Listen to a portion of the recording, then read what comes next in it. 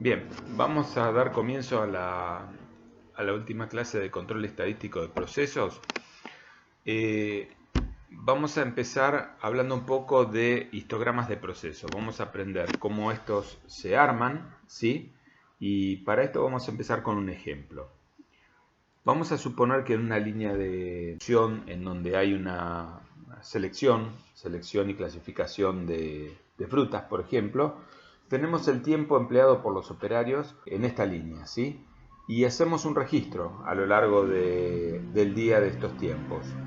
Entonces, tenemos un registro a lo largo del día o del turno de trabajo. Este registro lo vamos a utilizar para observar cómo estas variables se han dispersado alrededor de su valor nominal. Veamos que tenemos valores que son continuos, son tiempos, o sea que tenemos una variable continua, para lo cual vamos a empezar armando el histograma. De todos estos datos nosotros sacamos un rango, ¿sí? El rango entre el valor máximo y el mínimo tenemos el rango, que es el rango alrededor del cual se va a mover el histograma, y calculamos el número de clases que vamos a tener, es decir, cuántas clases vamos a tener. Y esto se hace en función de la cantidad de datos. La raíz cuadrada del número de datos que tenemos nos da el número de clases que podemos representar en el histograma. A partir de ahí veremos la amplitud de cada una de esas clases, que es simplemente dividir el rango por la cantidad de clases que tenemos. Una vez que tenemos las clases, podemos ver la frecuencia, es decir, cuántas veces se repiten los valores dentro de las clases que nosotros hemos definido, y a partir de ahora finalmente construimos el histograma. Lo que nosotros vamos a observar en los histogramas es, si todo va bien, un histograma de tipo general en donde se representa lo que es una curva aproximada a la normalidad. Y a partir de aquí podemos ver algunos casos típicos en donde, por ejemplo, podemos ver que los valores puedan alinearse sobre una margen o sobre la otra, con lo cual vemos que existe una tendencia, ¿sí? una tendencia o sesgo hacia algún valor. Podemos observar también en el histograma una forma tipo cresta. Esto ocurre habitualmente cuando hay un redondeo exagerado de los datos. Y bueno, tenemos que replantear el sistema de cómo hemos armado el histograma. Básicamente no nos manifiesta forzosamente un problema de proceso, pero bueno, el histograma en definitiva nos va a servir para analizar cómo está funcionando el proceso.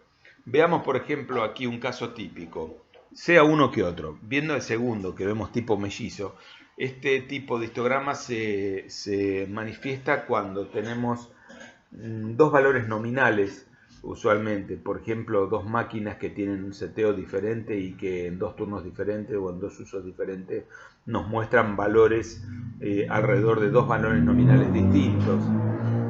O uno tipo, o por ejemplo el tipo meseta que vemos arriba, que sería similar al del pico mellizo, con la diferencia que los valores nominales están más cercanos, ¿sí? En definitiva, los histogramas son una excelente herramienta para que nosotros podamos analizar qué es lo que está pasando con el proceso y poder encontrar ciertas pautas que nos permitan describir ciertos problemas.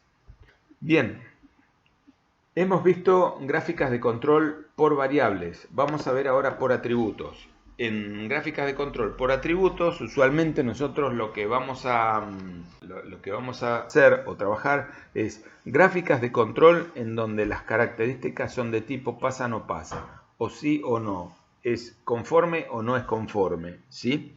Entonces, primero, algunas cuestiones que tenemos que tener en cuenta.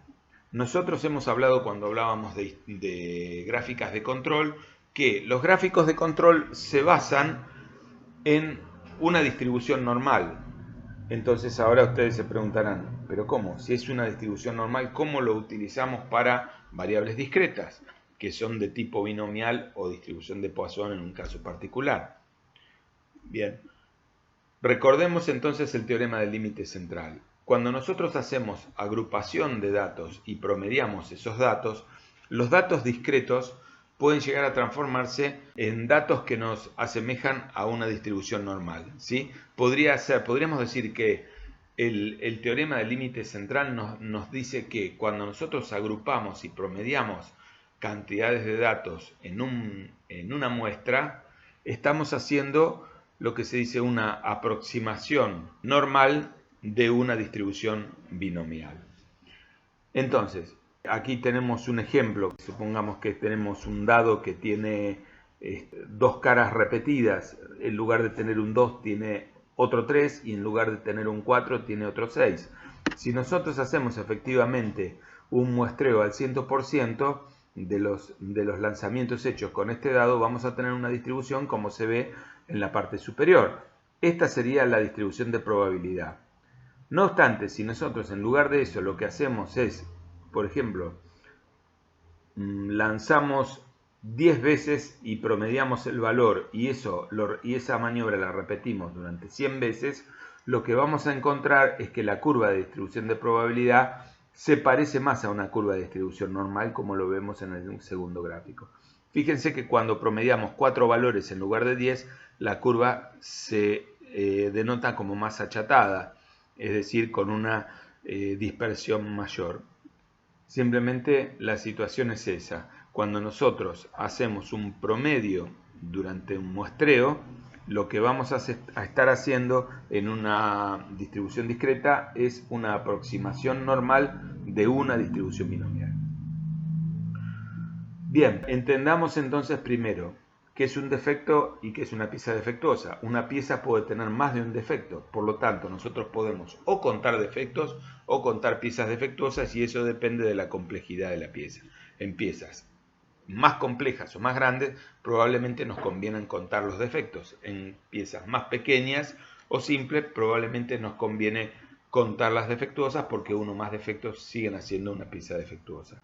Gráficos de piezas defectuosas son los gráficos NP o P, en tanto que los gráficos en donde contamos defectos serán los gráficos C o U.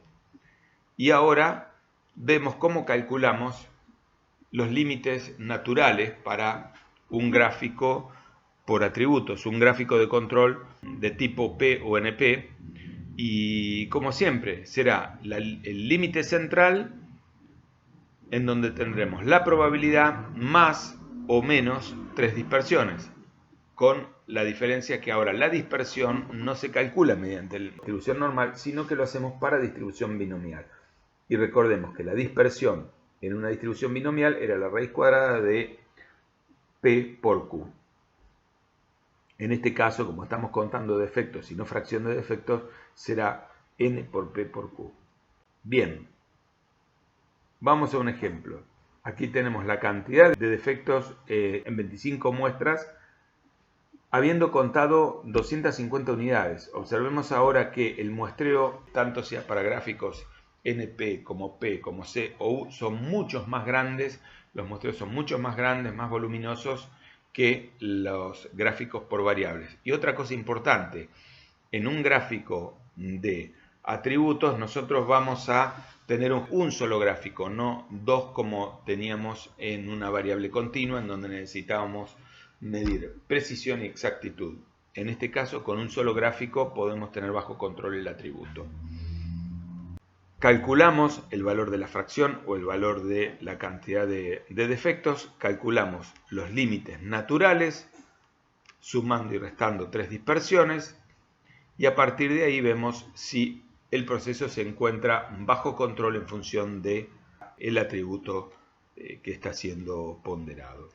Entonces, estos límites nos permiten saber si nosotros tenemos un sistema que está bajo control, o mejor dicho, si queremos hacer un análisis de consistencia de estos defectos. Y para los gráficos C y U, lo que haremos es exactamente lo mismo, con la diferencia que la forma de cálculo para la dispersión será algo distinta, aunque en realidad es una simplificación de la binomial para casos en donde la fracción es muy pequeña y podríamos prácticamente despreciar lo que es Q al valor de 1. ¿Sí?